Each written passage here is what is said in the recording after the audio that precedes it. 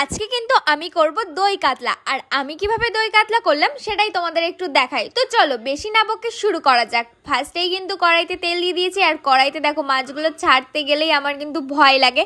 তো তারপরে ভাবলাম মাছগুলো ভাজা হতে লাগুক, আর আমি দেখি একটু মশলা করে নিই।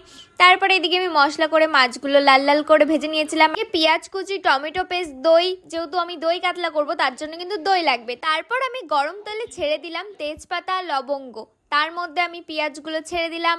আমি যেভাবে রান্না করি সেভাবেই কিন্তু তোমাদের দেখাচ্ছি। পেঁয়াজগুলো লাল লাল করে ভাজা হয়ে গেলে তার মধ্যে আমি দিয়ে দিলাম আদা পেস্ট, রসুন পেস্ট। তারপরে কিন্তু এটাকে ভালো করে কষানো হয়ে গেলে এর মধ্যে আমি দিয়ে দিলাম হলুদ, নুন, তারপরে চিনি। যেহেতু এটা টক দই, হালকা করে একটু স্বাদ মতন চিনি দিলে ভালো লাগবে, টকটা বেশি লাগবে না। তারপরে ঢেলে দিলাম আমি এখানে টক দই, আর এটাকে ভালো করে কষানো হয়ে গেলে মাছগুলো ছেড়ে দিয়েছি। ফাইনালি আমার রান্না হয়ে গেছে। তোমাদের কেমন লাগলো আমি যেভাবে দই কাতলা করলাম?